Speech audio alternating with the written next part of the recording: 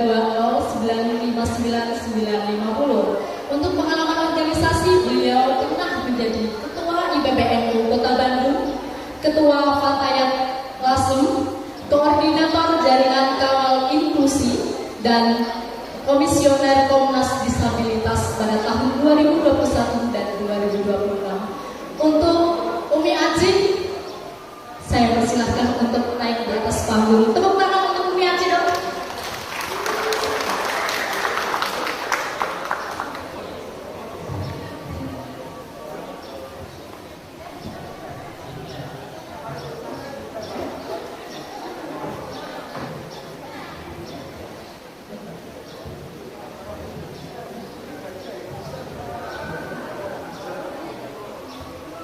Selanjutnya, karena Ibu Kasita Ariwi berhalangan hadir, diwakilkan oleh sahabat yang karismatik.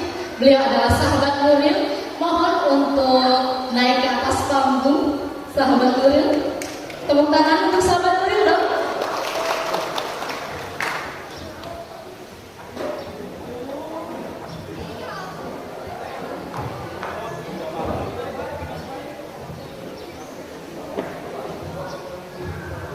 Dan yang terakhir yaitu Ibu Cinta Budi Pertiwi. Beliau lahir di Pemalang 1 April 1998, beralamatkan di Mateseh, Kembalan, Semarang. Pengalaman yaitu Kopri PKC Jawa Tengah. Untuk sahabat Cinta Budi Pertiwi bisa dipersilahkan naik ke atas panggung. Tepuk tangan untuk Kopri PKC Jawa Tengah.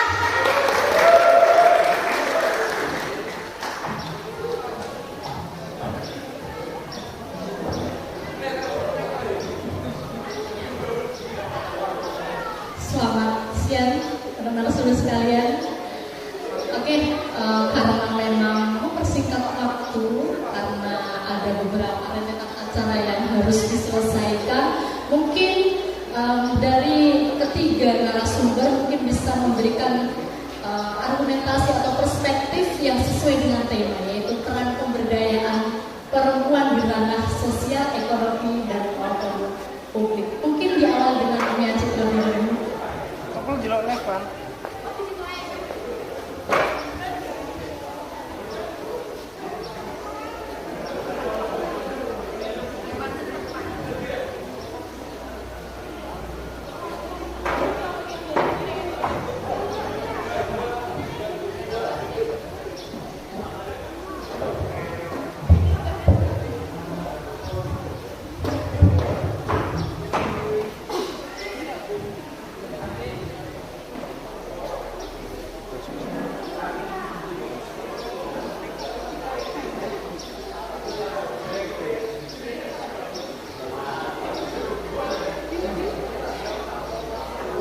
Sudah jalan? Oh sudah. Oke. Terima kasih. Terima kasih Mbak Ayu. Assalamualaikum warahmatullahi wabarakatuh. Ya, sahabat-sahabat keluarga besar PMIP, Kopri. Kalau kota itu apa? PK apa? Cabang sama. PKC ya. Cabang saja. PC Rembang yang saya cintai, yang saya banggakan. Salam Indonesia yang bineka.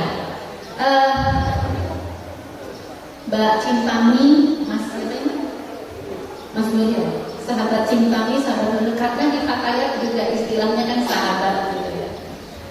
Sebelumnya saya minta maaf karena saya sudah ditunggu oleh tiket. Jadi yang semestinya kan acara kita seharusnya dimulai jam 1 ya. Jadi mungkin saya tidak bisa membersamai lama. Mudah-mudahan bisa menyampaikan apa yang menjadi pesan, apa yang menjadi kesan saya terhadap sahabat-sahabat pada acara seminar kali ini. Temanya sangat menarik ya.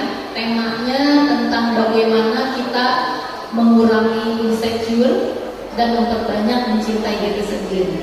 Tentu dalam konteks mencintai bangsa, mencintai masyarakat, mencintai keluarga, itu dimulai dari mencintai diri sendiri dulu. Pada suatu hari ketika saya mengalami kecelakaan itu kan saya pernah berdialog gitu dengan Yang Maha Kuasa waktu itu. Jadi saya bilang oke, saya terima gitu cobaan ini, tetapi yang saya inginkan itu saya tetap bisa bermanfaat untuk yang lain gitu. Nah, dalam perjalanannya itu suami saya yang mengingatkan, bagaimana kamu bisa bermanfaat, meminta manfaat untuk orang lain kalau kamu sendiri belum selesai dengan diri kamu sendiri. Itu sebuah pernyataan yang melecut dan mungkin saya menjadi sampai saat ini gitu loh. Tidak, jadi gini, terlecut oleh sebuah pernyataan itu, akhirnya saya berpikir, oh iya ya, saya harus selesai dengan diri saya sendiri dulu. Mulai dari penerimaan, artinya dalam prosesnya semua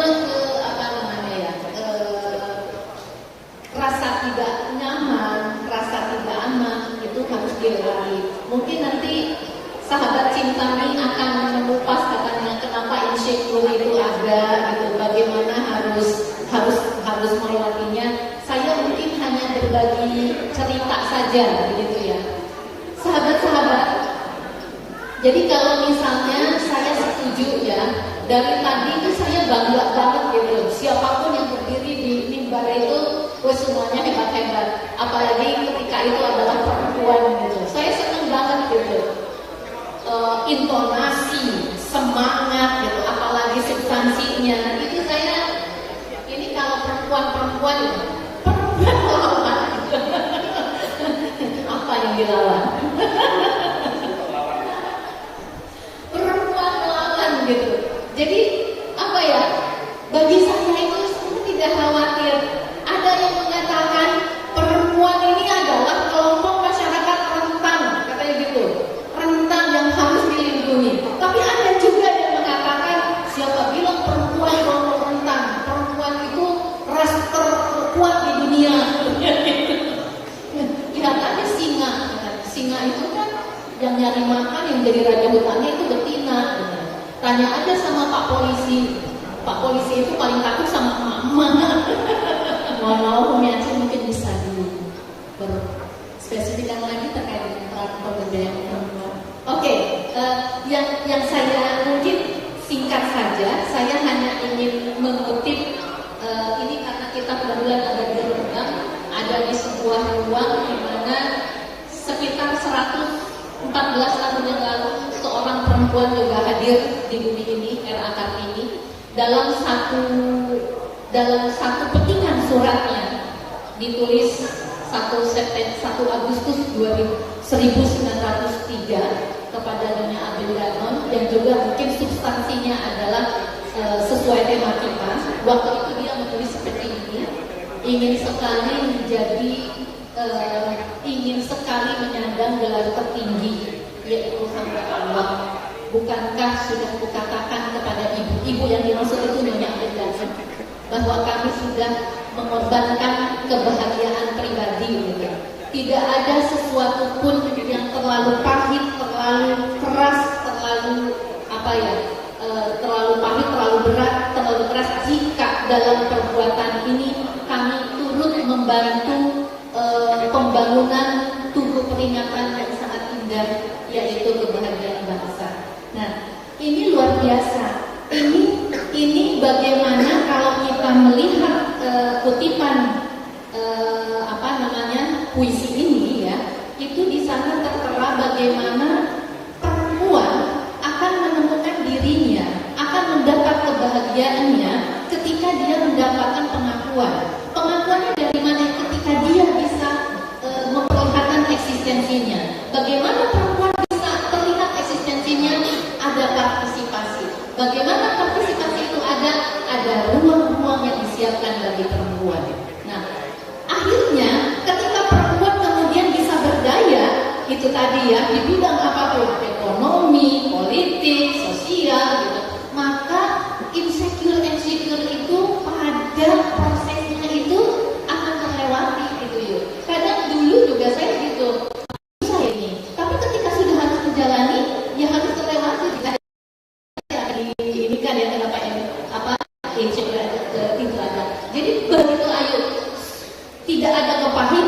ada yang berat, tidak ada yang ternyata dalam perjalanannya perempuan itu juga bisa melewati semua. Dan itulah sebenarnya kekuatan perempuan.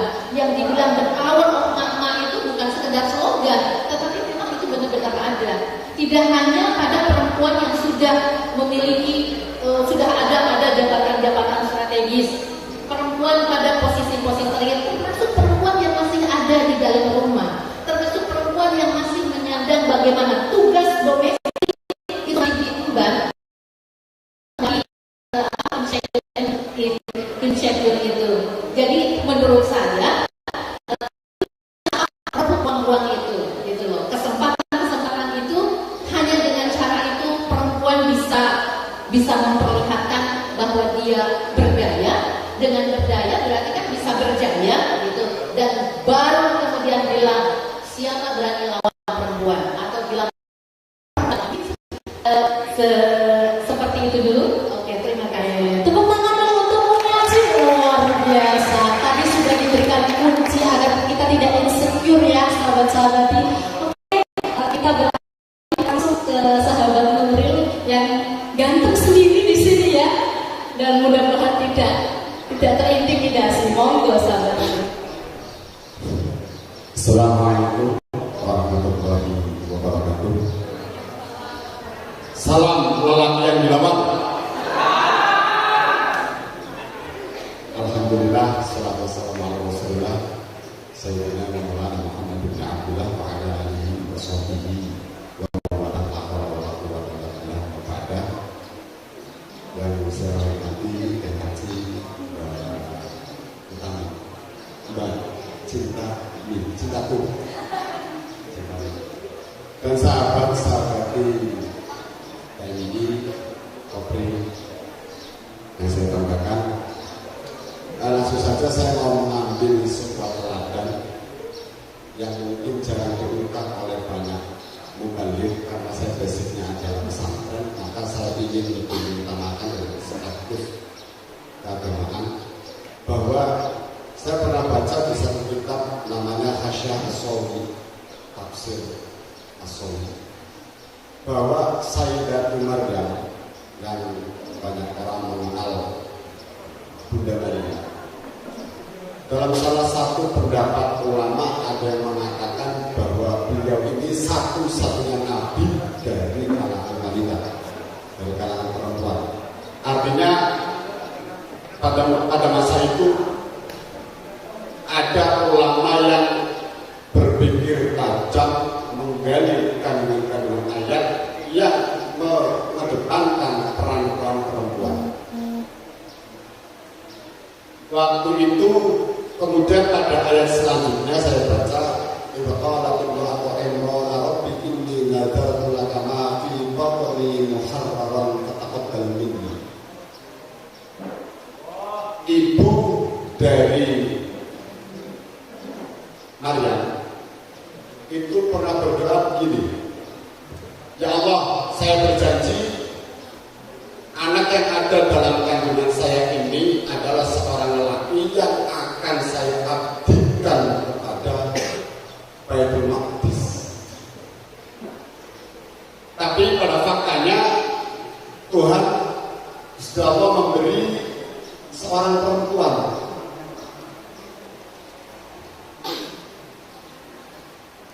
Sayyidah Maryam terlahir juga.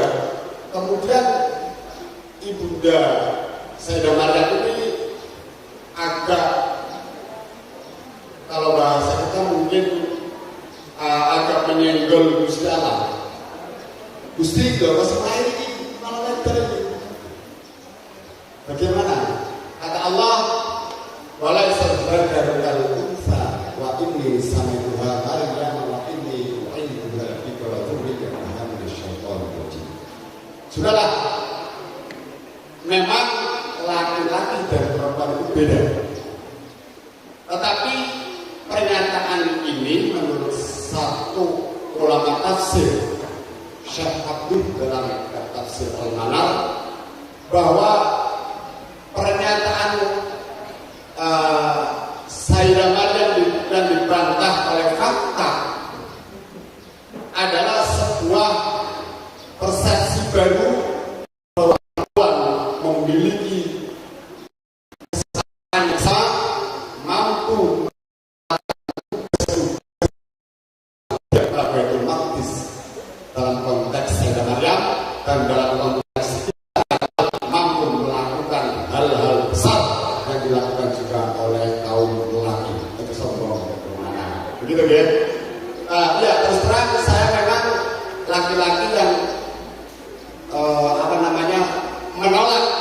pemahaman sekelompok orang tentang ayat Al-Quran yang mengkerdilkan kaum wanita. Betul, karena menurut saya dalam surat An-Nisa itu ada, ya ayyuhan nas ittaqu rabbakum alladzi khalaqakum min nafsin wahidah. Wahai manusia, Allah telah menciptakan manusia dari satu nafs, min nafsin wahidah. Min nafsin wahidah ini sebagian ulama tafsir mengartikan bahwa Adam, perempuan itu diciptakan bukan dari Nabi Adam, min nafsin wahidah, dari gen yang sama, dari gen yang satu. Laki-laki dan perempuan dalam konteks ini adalah sama, tidak ada perbedaan sama sekali. Sahabat Nuril bisa di. Jadi menurut saya, oke lah, kita sepakat akhirnya bahwa memang perempuan harus berani melawan penafsiran yang tidak benar dan mendiskriminasikan kelompok perempuan. Terima kasih. Sementara begitu, Waalaikumsalam warahmatullahi wabarakatuh. Tepuk tangan untuk sahabat Nuril, luar biasa tadi mengutip sepenggalan dalil-dalil dari ayat Al-Quran. Oke, kita geser ke narasumber yang selanjutnya. Sahabat tercinta nih, monggo.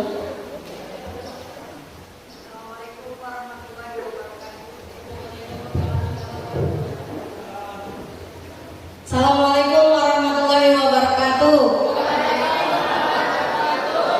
Jam-jam kritis yang sahabat-sahabat, semoga tetap membara dan melawan segala bentuk penindasan bersama-sama.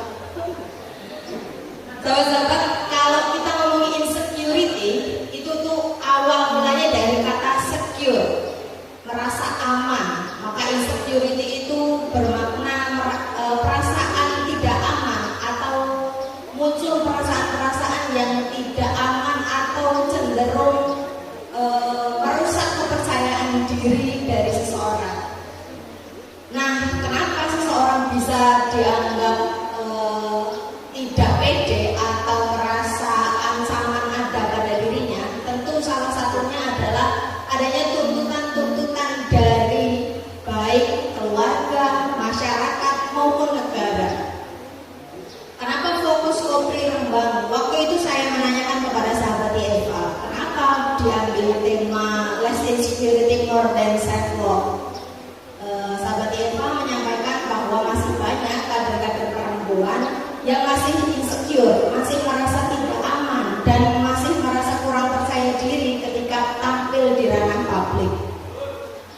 Sahabat-sahabat sekalian, perlu saya ulangi berkali-kali ketika saya muter Jawa Tengah. Musuh Kopri bukan Kopra. Musuh perempuan bukan laki-laki. Musuh perempuan adalah patriarki, kapitalisme, imperialisme, dan fasisme religius.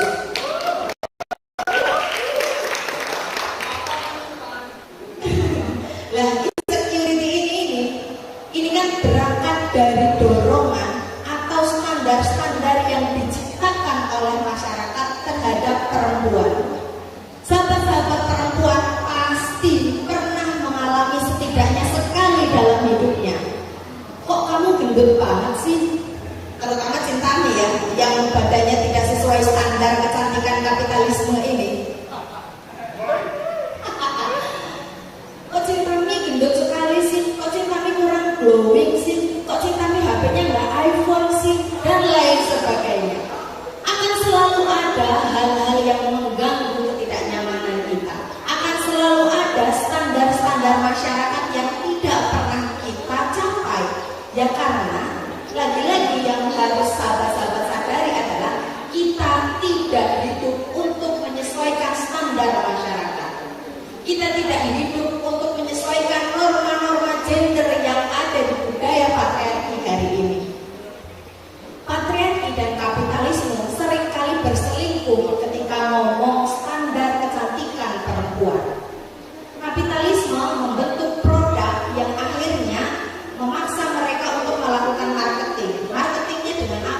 objektifikasi tubuh perempuan. Sahabat-sahabat pasti sering mengalami atau menyaksikan iklan-iklan di TikTok Ads, di TV, di koran, dan di mana-mana bahwa norma atau standar kecantikan perempuan itu harus putih, harus langsing, harus gemulai, perempuan itu harus anggun, tidak boleh galak, tidak boleh melawan, dan lain sebagainya. Jangan dikira ini tuh tidak ada akar masalahnya. Ya akar masalahnya itu ya salah satunya adalah kapitalisme dan patriarki yang berselingkuh. Sahabat-sahabat yang ada di ruangan ini, mari kita merayakan apapun yang ada pada diri kita.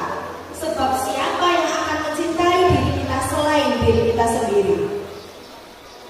Kalau kita sudah selesai dengan diri kita, maka terutama ini untuk pesan untuk kita semua yang ada di atas ini, orang-orang yang sudah punya privilege terutama. Saya mengakui saya punya privilege karena saya memimpin Kopri PKC Jawa Tengah.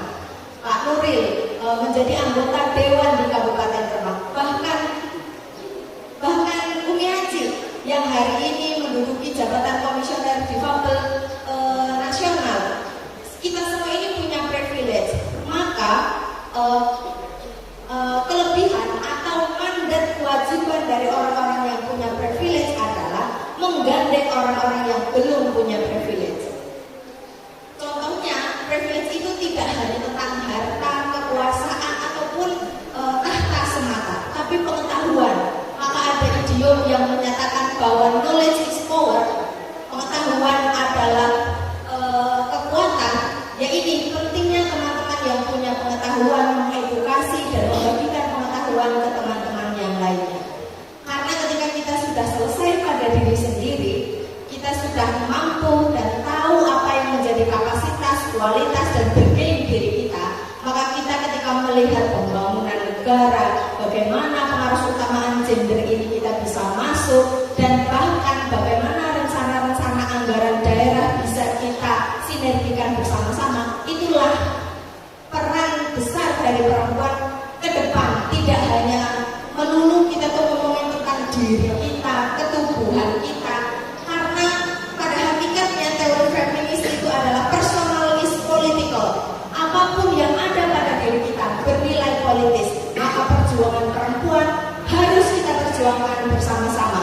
Sebab tidak ada kemerdekaan tanpa kemerdekaan perempuan. Without women there is no revolution. Assalamualaikum warahmatullahi wabarakatuh. Wah, luar biasa, bikin merinding gak sahabat-sahabatnya? Oke, baik. Sebelum menuju ke sesi diskusi, saya tuh pengen tanya sesuatu khusus untuk Umi Aji di kalangan disabilitas. Itu kan mungkin fluktuatif ya. Umi, untuk menanggulangi rasa insecurity di dalam teman-teman di komunitas itu bagaimana sih? Jadi disabilitas itu, ini kita bicara tentang perempuan ya. Jadi stigma terhadap perempuan disabilitas itu kontradiktif dengan perempuan. Kita bicara perempuan dengan perempuan disabilitas. Stereotipnya itu kan dapur kasur sumur gitu ya, dapur kasur sumur. Nah, untuk mereka dianggap tidak bisa berumah tangga, tidak bisa punya, tidak pantas punya anak, merawat anak, jangankan ngurus anak, ngurus diri sendiri.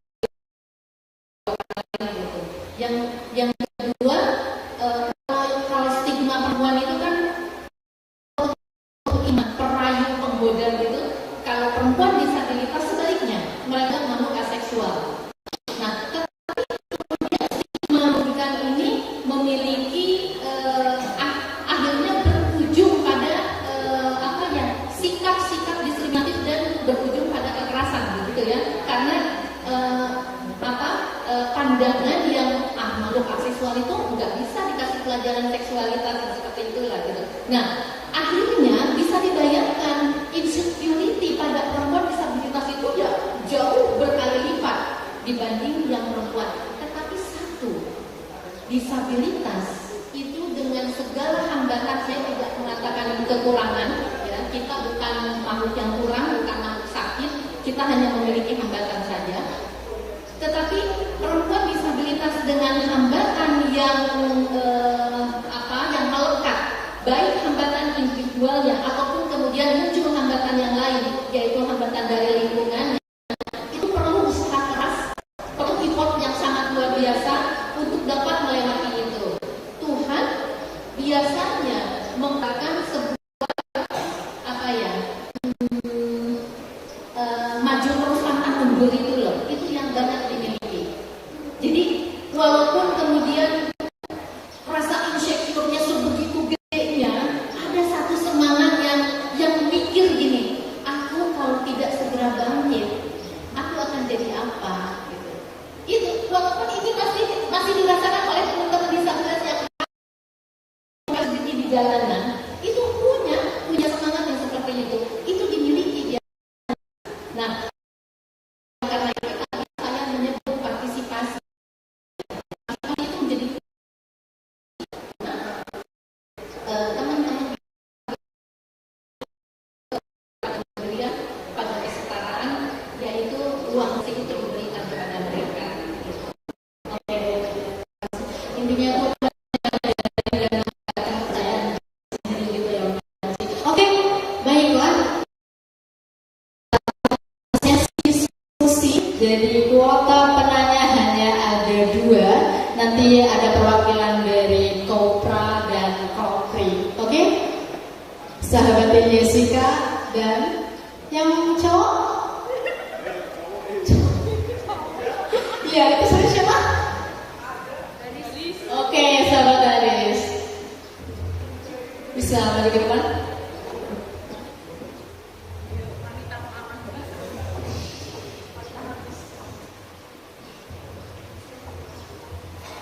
Terima kasih. Perkenalkan, nama saya Jessica Dani.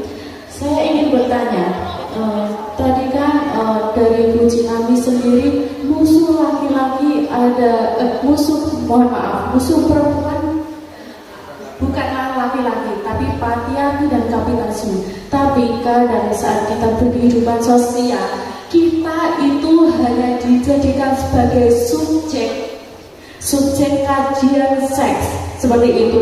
Kadang kita dipimpin laki-laki bisa memandang kita, oh kamu itu cantik berarti kamu A B C D gitu.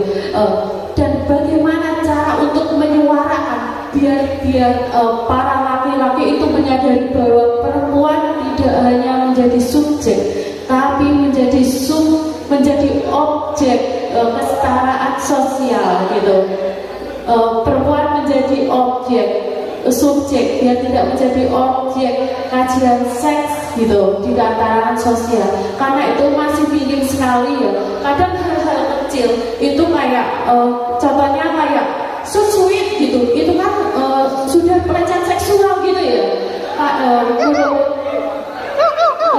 tips dari Citani sendiri itu bagaimana menadarkan beberapa orang tersebut gitu. Nggak mungkin kita setiap ketemu laki-laki kita bilang kamu nggak boleh gini-gini, karena itu kita capek sendiri ya. Kita selalu menyuarakan hidup wanita melawan, tapi kadang laki-lakinya tidak sadar gitu, dikira kita sebagai ancaman. Terima kasih.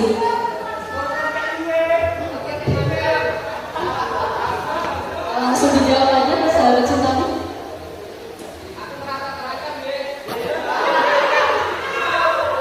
Cukup. Memang musuh besarnya adalah itu tadi, patriarki, kapitalisme, imperialisme, bahkan fasisme religius. Tapi kita tidak bisa menafikan bahwa ya kita hidup ini kan sesama dengan manusia. Manusia itu kan dia punya nilai, dia hidup dengan budaya yang ada di sekelilingnya. Maka musuh itu ya ada pada pikiran manusia-manusia yang ada di bumi, termasuk laki-laki dan perempuan. Jangan dikira yang patriarkis itu cuma laki-laki, perempuan juga banyak yang patriarkis. Jangan merasa dibela, saya tidak sedang membela sahabat-sahabat sekalian. Tapi ini fakta bahwa ini bukan tentang laki-laki yang salah atau perempuan yang selalu benar. Tidak, perempuan juga bisa salah. Tapi pada konteks kita ini di Indonesia, kita hidup di budaya yang budaya patriarki. Kita hidup di budaya yang belum seideal itu untuk perempuan. Kalau Umi Aci tadi menyampaikan fungsi peran dari semuanya adalah partisipasi. Seringkali sahabat-sahabat, per hari ini saja partisipasi kita, entah kaum difabel, kaum perempuan, bahkan kaum buruh sekalipun, partisipasinya belum pada taraf partisipasi bermakna. Seringkali kita cuma diajak-ajak aja, tapi seringkali juga pendapat kita, masukan kita, apa yang menjadi kebutuhan dan kemauan, apa yang menjadi termasuk apa yang harus diakomodir dari kelompok-kelompok marginal seperti perempuan, difabel, bahkan buruh, belum terakomodir oleh pemerintah itu sendiri. Tapi terus konteksnya ngomong bagaimana melawan pikiran-pikiran laki-laki yang masih mengobjektifikasi perempuan, tidak ada yang lain selain melawan, Jessica. Kita tidak boleh lelah melawan pemahaman patriarki yang ada di otak laki-laki, bahkan perempuan. Karena menyadari bahwa manusia itu laki-laki dan perempuan ya. Laki-laki dan perempuan adalah subjek penuh kehidupan. Yang membedakan kita adalah tingkat level ketakwaan kita. Toh, pada ayat Al-Quran, kita dimandatkan menjadi hamba Allah sekaligus khalifatul fil ardh, pemimpin di muka bumi. Dipersingkat lagi sahabat ini. Ya, jawabannya jangan pernah lelah untuk melawan, karena tidak ada kemerdekaan tanpa kemerdekaan perempuan. Kurang lebih seperti itu, sahabat Jessica. Oke, terpuaskan sahabat Jessica. Oke, lanjut sahabat Aris, monggo.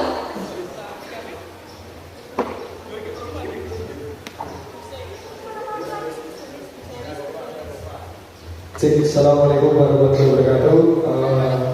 Perkenalkan nama saya Haris. Saya mau bertanya ke Pak Munir. Jadi kan tadi menjelaskan kan Sayyidah Maryam, kalau nggak salah, itu dijelaskan sebagian pendapat itu menyatakan bahwa beliau seorang nabi. Tapi di sisi lain kan pengertian dari nabi sendiri kan seorang laki-laki. Itu saya mau tanya satu, itu hadisnya sahih atau gimana?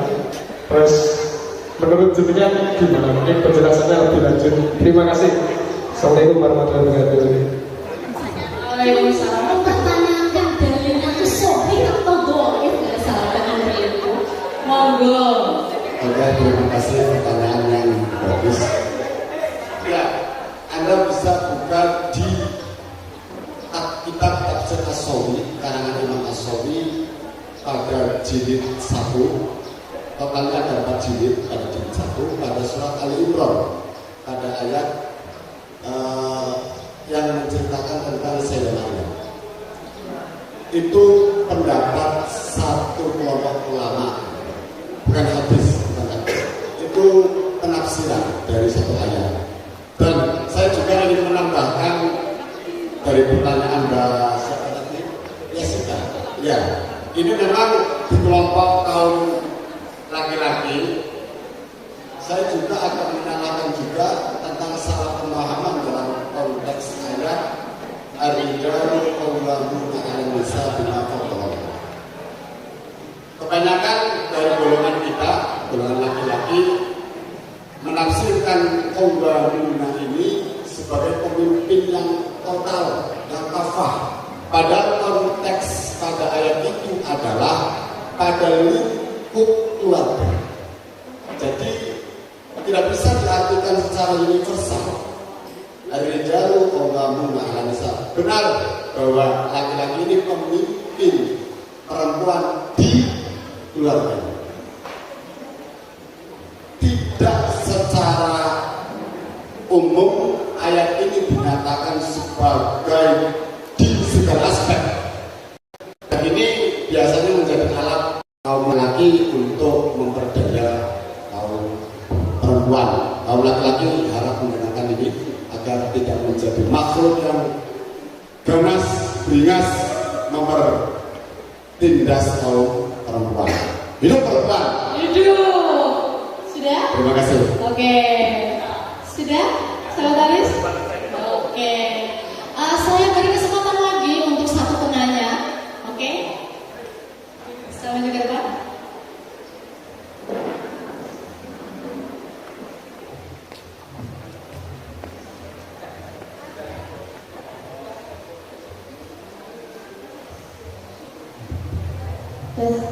Assalamualaikum warahmatullahi wabarakatuh. Perkenalkan sahabat-sahabati, nama saya Firda Zulistari.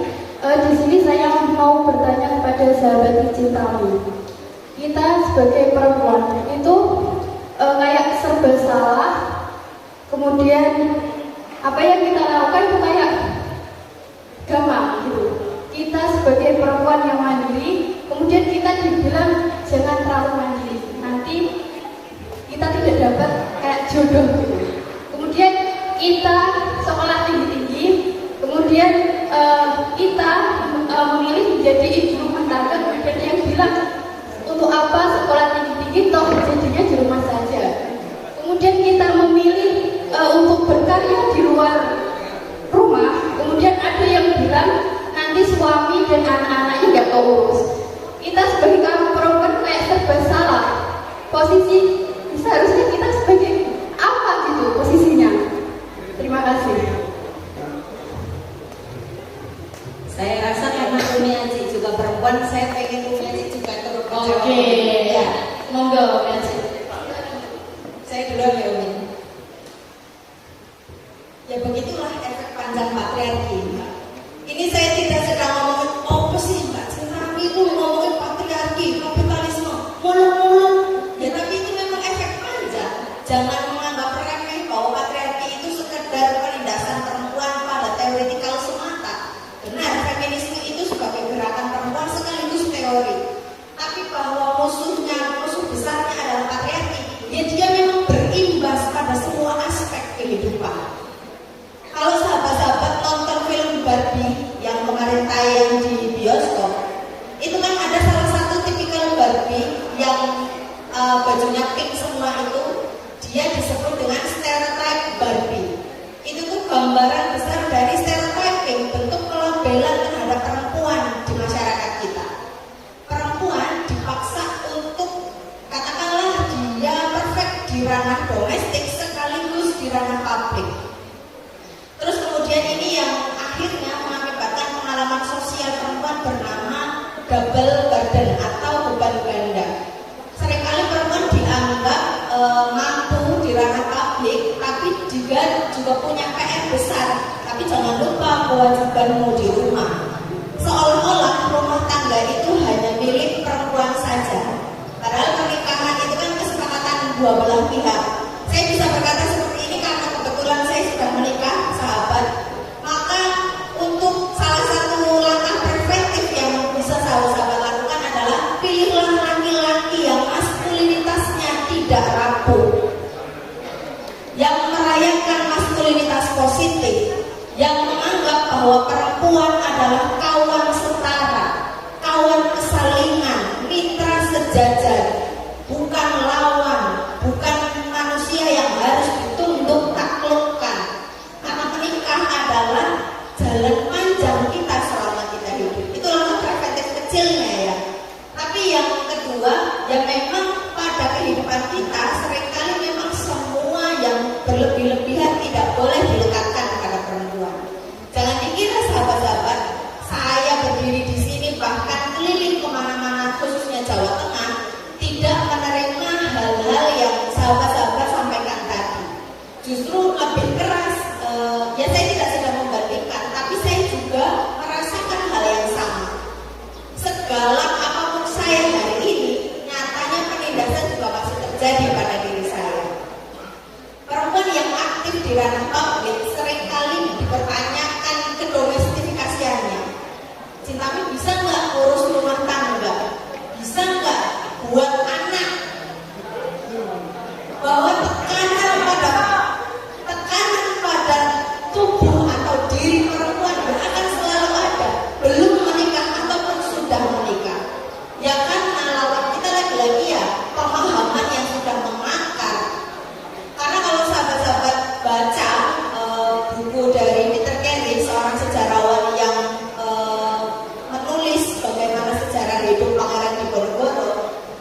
pada awalnya Indonesia itu budayanya matriarki, di mana perempuan di posisi dominan dan laki-laki di inferior, di subdominankan. Tapi kemudian penjajahan masuk, warga asing masuk, dan bagaimana budaya ini akhirnya lama di Indonesia mengakibatkan Indonesia sekarang masih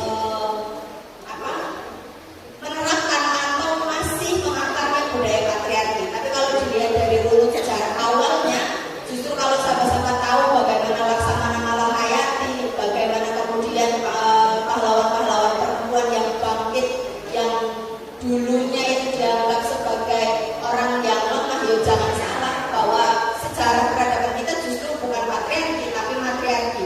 Tapi ya karena ada datangnya penjajahan, imperialisme dan lain sebagainya, itu yang mengakibatkan pergeseran budaya. Tapi ya itu kurang lebih langkah-langkah yang kemudian bisa saya sampaikan ya. Karena kalau kita nuruti standar orang, ya nggak akan ada habisnya. Yang tahu diri kita, ya self worth diri kita sendiri, bukan orang lain. Yang bisa menilai kita dan bagaimana mengelola diri kita, ya diri kita, bukan orang lain ataupun standar-standar orang lain. Kurang lebih seperti itu, sahabat. Oke, lanjut ke Umi Aji. Sahabat siapa itu tadi? Ini loh, yang bertanya terakhir. Firda. Oke, begini Firda. Itu tadi Mbak Cintami sudah sangat luar biasa ya menjelaskan. Tapi kita berpikir sederhana saja. Mbak Firda kalau nanti menikah punya anak, ingin anaknya kemudian menjadi sukses kan, menjadi terpelajar, menjadi sukses sekolah tinggi begitu ya. Dan Mbak Firda juga mungkin ingin juga seperti itu kan, begitu ya Mbak ya. Nah artinya begini, jangan pernah ragu-ragu untuk mengembangkan kapasitas diri. Kuncinya di sana ya. Bagaimana kita bisa membangkitkan, bisa menumbuhkan potensi-potensi yang sangat luar biasa ketika kita juga sendiri tidak mengembangkan apapun. Artinya itu akan menjawab, untuk apa sekolah tinggi-tinggi kalau nanti hanya di rumah, hanya mengurus anak. Oh jangan salah, beda. Lulusan SD membesarkan anak dengan sarjana beda. Wawasannya, kapasitasnya, itu beda, akan mewarnai jalan pikiran anak. Saya tidak mengecilkan terhadap seseorang yang tidak menempuh sekolah. Artinya begitu enggak. Ketika kemudian kesempatan itu tidak ada, contohnya sudah ada di hadapan kita. Era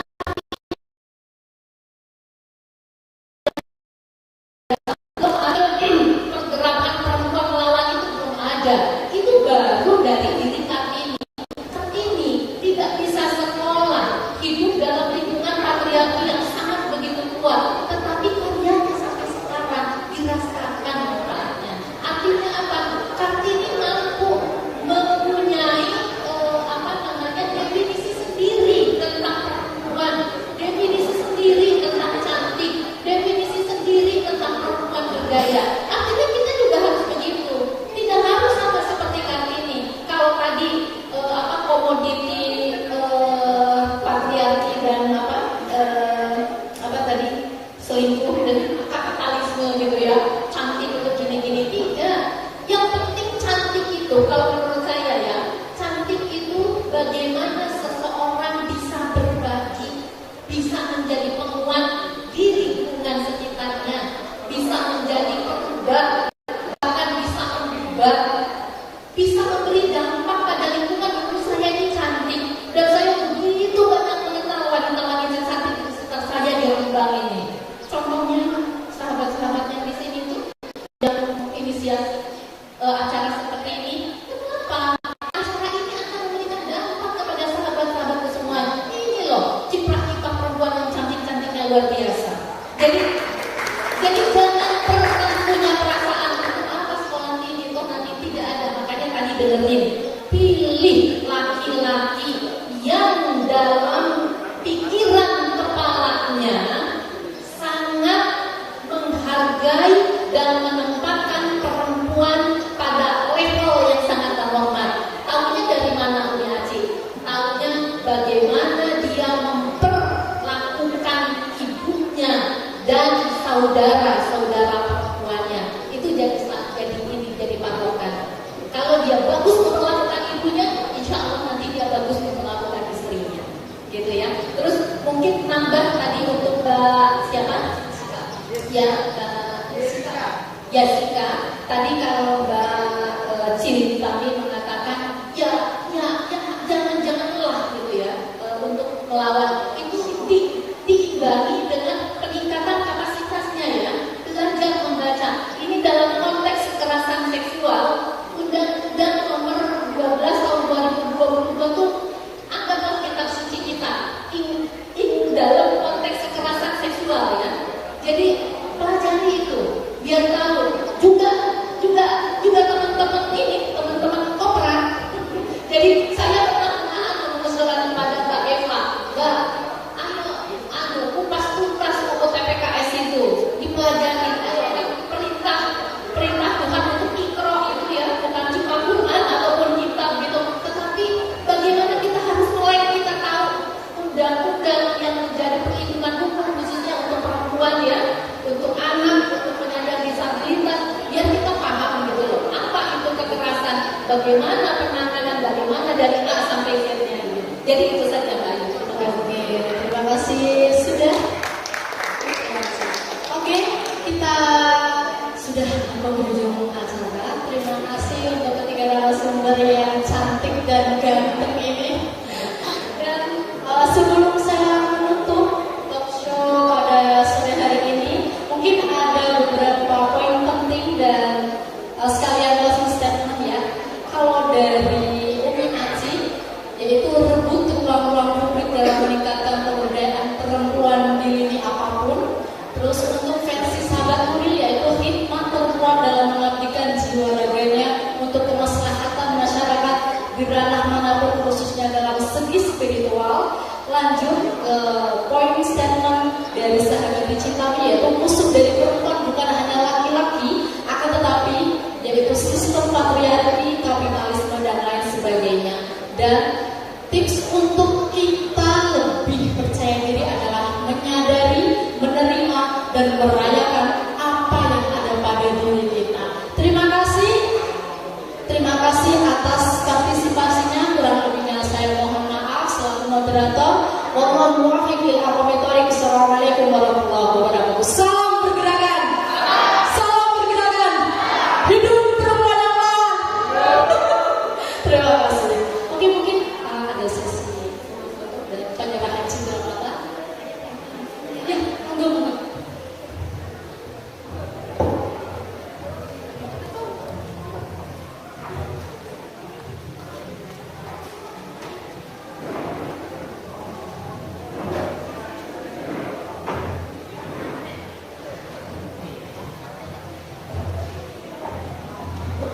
ngejokes ya nih. Ini Pak.